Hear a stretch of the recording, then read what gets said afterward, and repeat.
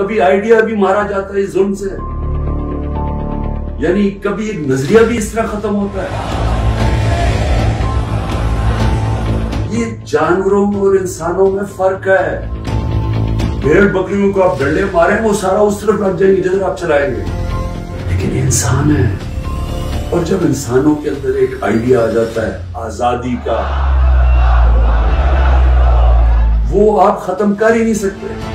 आप जितना मर्जी जुल्म और तशद्दुद करें, ये आइडिया खत्म नहीं होने लगा।